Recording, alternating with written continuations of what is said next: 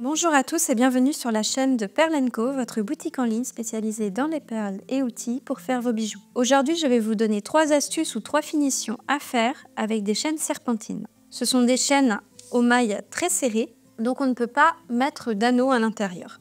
Donc c'est ce qui pose souci à la plupart des débutants, c'est comment utiliser ces chaînes.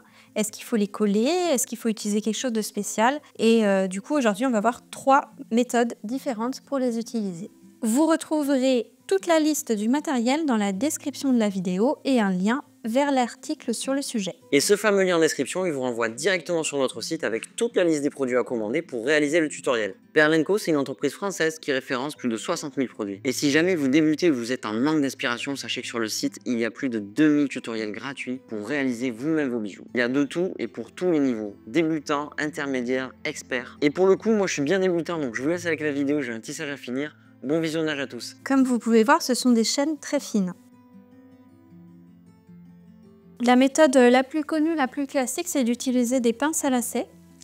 Alors là, j'ai pris une pince à lacets un petit peu plus grande que la chaîne. Je pense que c'est une pince à lacets 1,5 mm pour un lacet de 1,5 mm.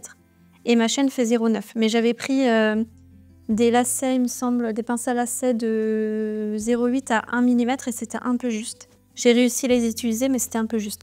Donc je préfère prendre un peu plus grand. Je vous conseille de mettre un petit peu de colle en plus à l'intérieur. Et ensuite, on vient placer la chaîne à l'intérieur. Hop. Et on rabat les pinces. Alors plus la chaîne est fine et plus c'est minutieux. Voilà.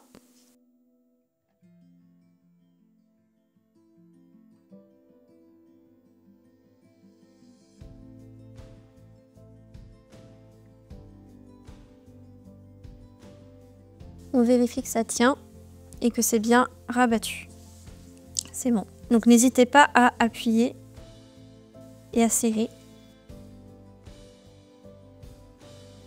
Voilà. Une autre méthode consiste à utiliser un cache-nœud et une perle à écraser. Mais par contre, il faut vraiment que la chaîne puisse passer, enfin en tout cas pour ce type de cache-nœud, il faut que la chaîne puisse passer dans le trou. Mais sinon, il y a des cache-nœuds qui se rabattent aussi sur le côté. Donc dans ce cas-là, il n'y a pas besoin de faire passer la chaîne dans le trou. Là, elle passe, mais vraiment juste. Voilà. Ensuite, on met la perle à écraser sur le bout. Bon, je vais essayer de faire sortir un peu plus.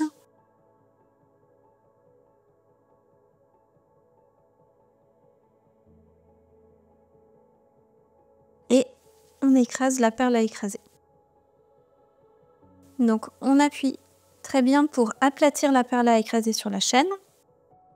On vérifie que la perle à écraser ne coulisse plus. C'est bon. Et après, on vient rabattre notre cache-perle. Donc si c'est un cache-perle comme ça, on le rapproche. Et sinon, on vient juste refermer le cache-perle qui se rabat sur le côté. On peut recouper un petit peu la chaîne.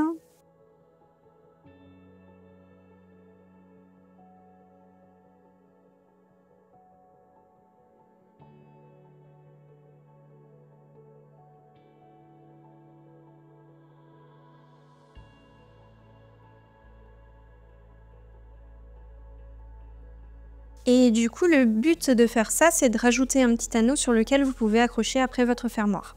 Donc dans les deux cas, là, c'est bien fixé et ça risque pas de partir. Une autre astuce, ça va être pareil, hein, d'utiliser des perles à écraser et on va utiliser des embouts tubes. Donc on passe la perle. C'est pas grave si elle est très grosse pour le coup. C'est mieux même de prendre une grosse perle. On l'écrase. On vérifie toujours qu'elle ne coulisse plus. Et après, on n'a plus qu'à passer notre chaîne dans l'embout. Alors là, il faut que je recoupe un petit peu.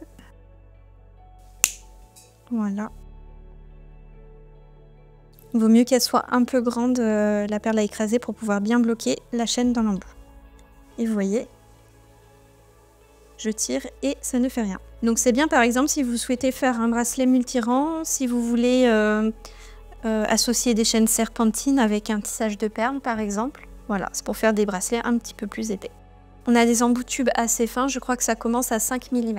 Merci à tous d'avoir regardé cette vidéo, j'espère qu'elle vous a été utile et que ça vous a inspiré. Si c'est le cas, n'hésitez pas à nous mettre un petit pouce en l'air, un petit commentaire, à vous abonner et je vous dis à la prochaine.